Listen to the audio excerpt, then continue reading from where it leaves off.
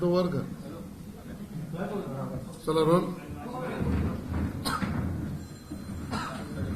आज भारतीय जनता पक्षाच्या मुंबई अध्यक्षपदी आमचे सहकारी मित्र आमदार अमित साटम यांची नियुक्ती केंद्रीय भारतीय जनता पार्टीच्या निर्देशावर महाराष्ट्र भारतीय जनता पक्षाचे अध्यक्ष रवींद्र चव्हाणजी यांनी माननीय मुख्यमंत्री देवेंद्र फडणवीसजींच्या मार्गदर्शनानुसार आज नियुक्ती केली.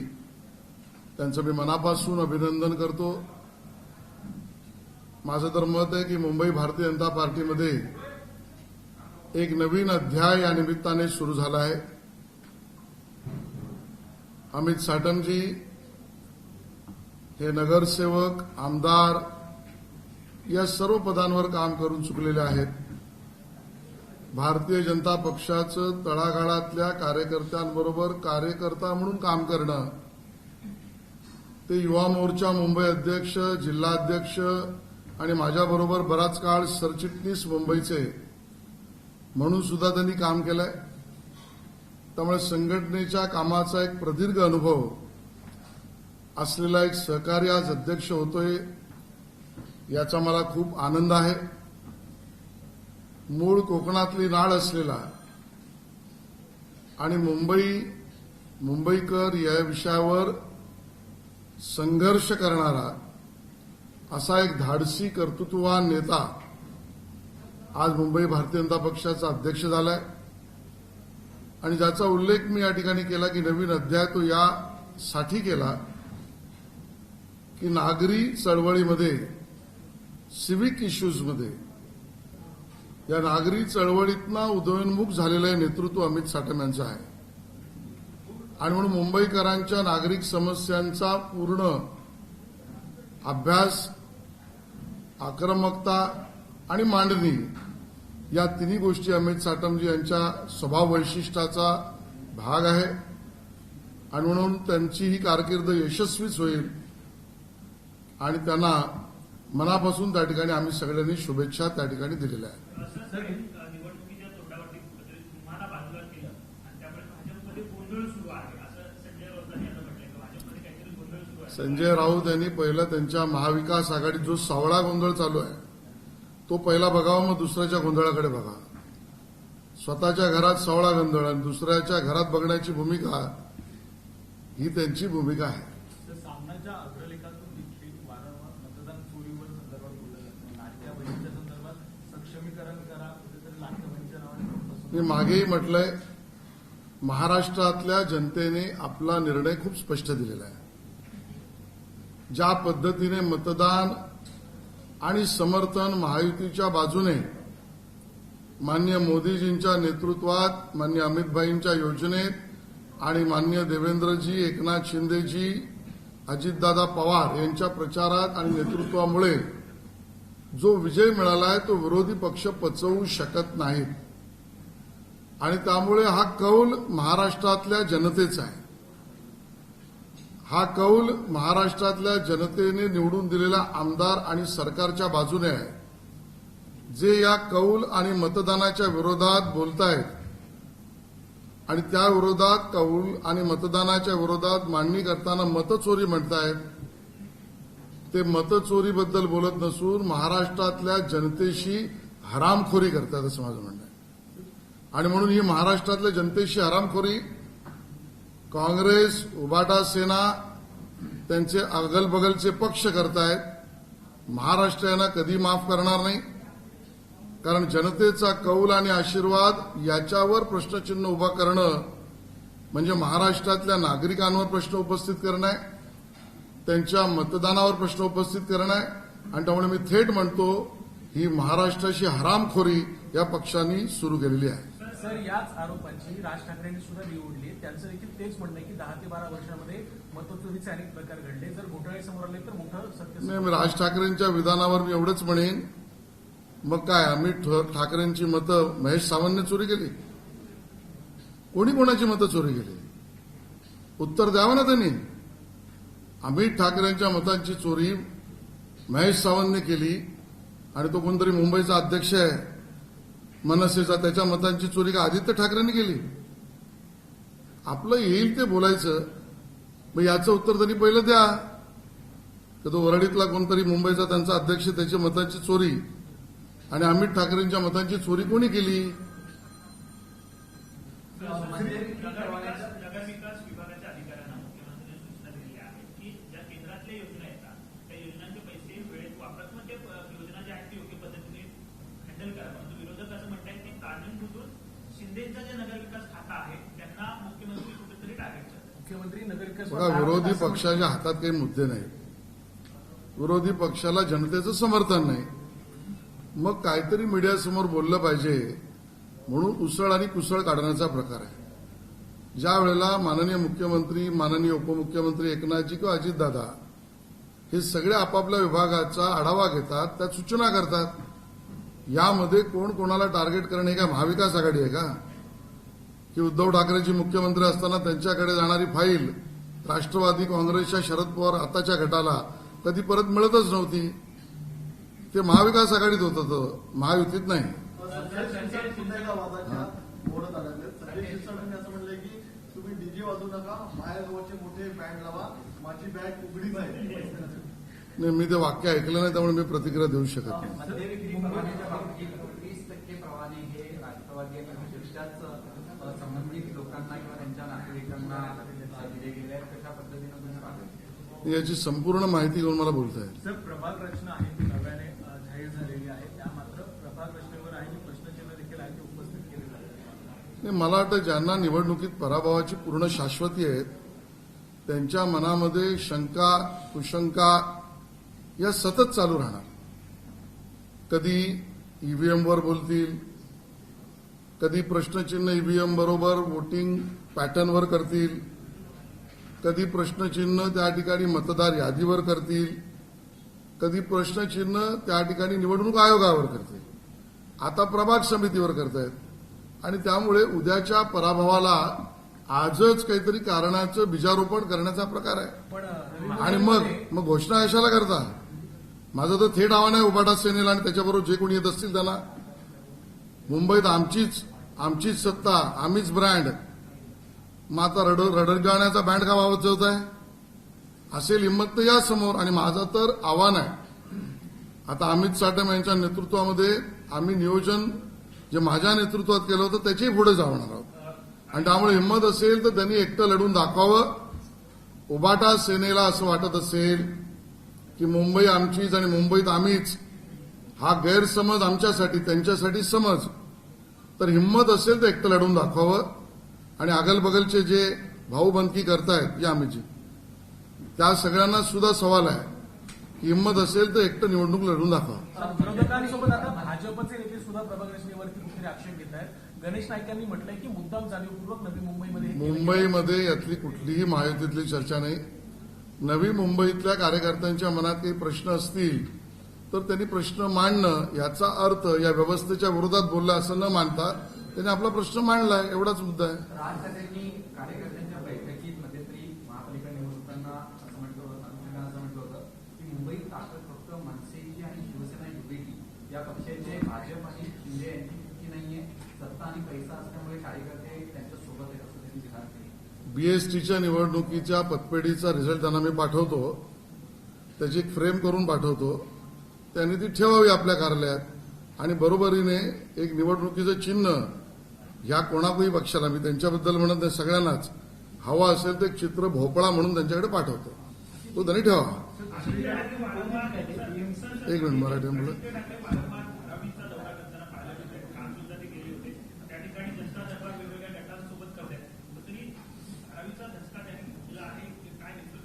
पायाखालची जमीन सरकायला लागल्यावर जी धावपळ होते ना, तुम्ही पाहिलं असेल, वादळ ज्या वेळेला होतं त्यावेळेला त्यात पशुपक्षी जे ज्या पद्धतीने वादळाच्या भीतीने पळवाट काढतात, पळतात, अशी भूमिका आणि स्थिती आदित्य ठाकरेंच्या पक्षाची झाली आहे. सर, तुमच्याकडे खरं तर आयटी विभाग आहे. लाडक्या बहिणी बोगस वारंवार प्रकार समोर येत आहेत. काही विभागात म्हणजे आयटीचे पैसे असतील, म्हणजे इन्कम टॅक्सवाले असतील, त्यानंतर सरकारी नोकरी असतील, अशा वेगवेगळ्या पद्धतीतून खरं तर लाडक्या बहिणी पैसे घेत असल्याचं उघडकीस आहे. काय नेमकं आहे, कशा पद्धतीने सगळ्यांवर कात्री लावली जाते आता? मी संपूर्ण योजनेबद्दल तर माननीय मुख्यमंत्री उपमुख्यमंत्री बोलतील, पण जो डेटा समोर आला, ज्या डेटाला अनालिसिस करताना, त्याचं विच्छेदन करताना जी कृत्रिम बुद्धिमत्ता एआयचं सर्च मशीन वापरून आमच्या विभागाने आलेल्या सर्व विभागातील डेटांचं अनालिसिस केल्यानंतर आपली लाडक्या बहीण योजनेमध्ये जे पात्र नव्हते, अपात्र होते, अशी लोक सुद्धा सापडली आणि त्या सगळ्याबद्दलची माहिती संबंधित विभागाला आम्ही दिलेली आहे. तो आकडा खूप मोठा आहे, प्रकार गंभीर आहे. हेतू एवढाच आहे की सामान्य करदात्याचा पैसा हा योग्य वापरला गेला पाहिजे आणि हेतू हाच आहे की ज्या पात्र आमच्या बहिणी आहेत त्यांच्या अधिकाराचं दुसरा कोणी घेऊ नये, यासाठी तंत्रज्ञानाचा उपयोग हा प्रकार त्या ठिकाणी एआय म्हणजे कृत्रिम बुद्धिमत्तेचं सर्च मशीन लावून आमच्या विभागाने काम करून त्या विभागाला पाठवलं. महिलांना सक्षमीकरण करण्यात यावं, महिलांना सक्षमीकरण करण्यात यावं असं देखील आज सामनातून म्हटलंय. कारण की ज्या पद्धतीने नाही, बरोबरच आहे. तुम्ही जे करू शकला नाहीत सामनावाले ते आम्ही करणार.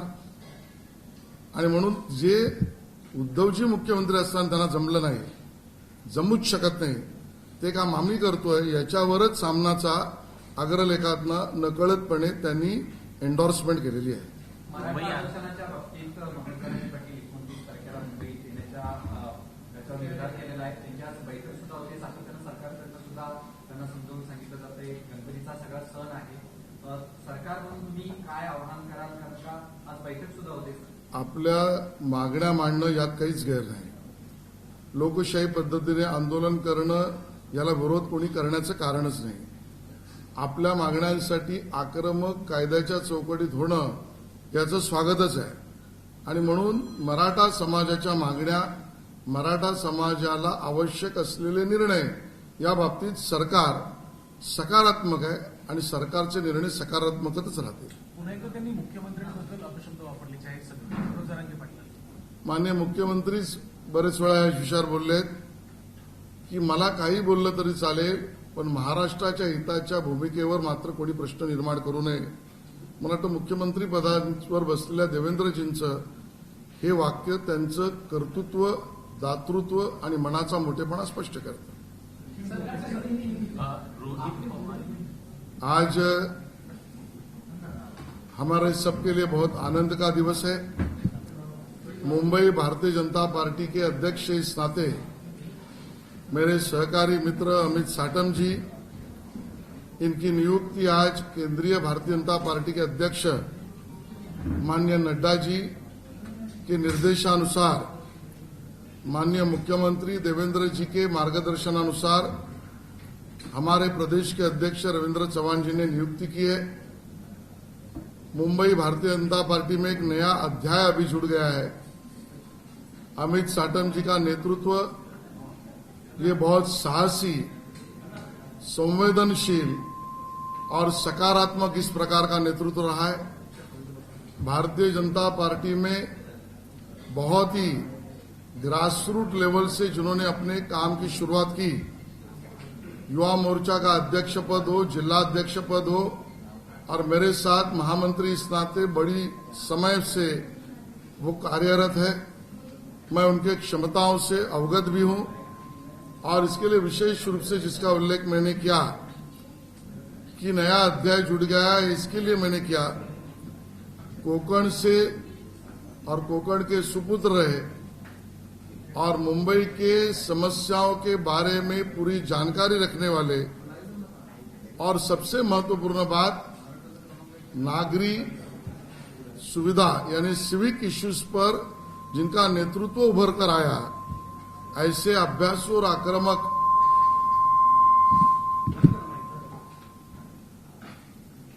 ये विधायक अमित साटम जी है. और इसके लिए मेरे अध्यक्षता के समय हम सब ने मिलकर जो योजना बनाई थी मुंबई महानगर पालिका चुनाव को जीतने की, उससे भी ज्यादा सीटें अब अमित जी के नेतृत्व में हम सब लोग मिलकर जीतकर लाएंगे. महायुति का विजय भी होगा. मैं उनको मेरी तरफ से और पूरी पार्टी की तरफ से शुभकामनाएं देता हूं और साथ में ही बहुत लंबे समय पर 3 टर्म, 2 टर्म एक साथ, बाद में 1 टर्म बाद में 9 साल से भी ज्यादा अध्यक्ष पद पर मुझे काम करने का मौका पार्टी ने दिया। इसके लिए पार्टी का, सहकारियों का, सब कार्यकर्ताओं का और मुंबई वासियों का मैं धन्यवाद देना चाहता हूं। सर, अगर महायुति की जो अलायंस है जो कि राज्य भर में कार्यरत है, क्या वही बीएमसी इलेक्शन के लिए भी अलायंस बनी रहेगी? माननीय मुख्यमंत्री ने इसको स्पष्ट ही किया है कि हम चुनाव महायुति में ही लड़ेंगे और जीतेंगे भी। सर, लगातार हमने देखा सामना में महाराष्ट्र सरकार को लेकर टीवी की गई, कहा गया है कि महाराष्ट्र सरकार जो वोट चोरी की जगह बनी है, कैसे इसके साथ जो लोगों को मतदाताओं ने वोट नहीं दिया वो आत्म परीक्षण करने के बजाय हमारे ऊपर आरोप कर रहे हैं, ये उनकी विफलता का परिचय है। महाराष्ट्र की जनता का रुझान, आशीर्वाद और वोट बहुत स्पष्ट है और वो वोट महायुति की तरफ है। माननीय नरेंद्र मोदी जी के नेतृत्व में माननीय देवेंद्र जी, एकनाथ जी और अजित दादा, इनके तरफ आशीर्वाद और रुझान बहुत स्पष्ट रहा है और उसके कारण महाराष्ट्र की जनता की वोट आशीर्वाद और रुझान पर सवालिया निशान खड़ा करना, ये आरोप मत चोरी का नहीं, ये महाराष्ट्र से ये पक्ष, ये दल, ये महाराष्ट्र हरामखोरी कर रहे हैं, महाराष्ट्र के मतदाताओं से हरामखोरी कर रहे हैं, ये हमारा कहना है। लगातार सवाल उठा रहे हैं, कहीं ना अपने कार्यकर्ता को संबोधित करके उन्होंने वोट चोरी का जिक्र किया है, कहीं ना कहीं। देखिए, मैं उनकी बात पर इतना ही टिप्पणी कर सकता हूं। पहले ये तो बताएं, क्या उनके सुपुत्र अमित ठाकरे जी के वोट उबाटा सेना के महेश सावंत ने चोरी किए क्या? और वर्ली में उनका कोई एक मुंबई अध्यक्ष चुनाव लड़ रहा था, उसके वोट क्या आदित्य ठाकरे ने चोरी किए हैं क्या? किसने किसके वोट चोरी किए? वो पहले अमित ठाकरे और आदित्य ठाकरे के चुनाव के बारे में वो बताए। सर, आपने थोड़ी देर पहले कुछ कॉन्ट्रैक्टर्स बीएमसी के अधिकारियों के साथ मुंबई के पोर्ट मैं कॉन्ट्रैक्टर्स की मीटिंग नहीं, अधिकारियों की मीटिंग। उनके साथ मुंबई के पोर्टफोलियो के बारे में की गई और गणेश उत्सव से शुरू होने से पहले मुंबई की स्थिति, रस्तों की पूरी बेहतर हो, तो उससे रिलेटेड कोई डेवलपमेंट को आपको रिव्यू करना ये हम रिव्यू कर रहे हैं। कल से काम शुरू भी हुआ है। आज सुबह भी मैं आयुक्त जी से बात की है, अतिरिक्त आयुक्त सैनी इनको जिम्मेदारी दी है, उनसे भी मैंने बात की है और उसका हम फॉलोअप करके गणेश के आगमन के पहले इस गड्ढों को भरना, ये काम पूरा करने की फॉलोअप करेंगे। So are we looking at getting all the potholes solved before? We have already instructed the commissioner and his entire team to see that all major and minor roads needs to be done in a proper condition before even Lord Ganesha ji's Agman comes. Thank you. चलो, thank you. खड्ड्यांमध्ये मराठीमध्ये काय? तुम्ही ज्यावेळेला रस्त्यांची पाहणी करत होता त्यावेळेला सातत्यानं अधिकाऱ्यांवरती आणि त्या रस्त्यांच्या कामाबाबत नाराजी व्यक्त केली होती. अधिकाऱ्यांना खडे बोलून सुद्धा त्यावेळेला तुम्ही स्वतः पाहणी करताना सुनावली होती.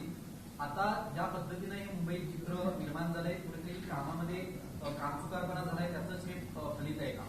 पहिली आमची प्राथमिकता मुंबईकरांना सेवा देण्याची आहे. त्यामुळे असलेल्या परिस्थितीत योग्य काम करून घेणं ही जबाबदारी आमची आणि त्यांना तसे निर्देश दिले आहेत. त्यात जो कंत्राटदार असो अधिकारी हे काम वेळेत पूर्ण करणार नाही त्याच्यावर कारवाई आम्ही करू. एबीपी माझा, उघडा डोळे बघा नीट.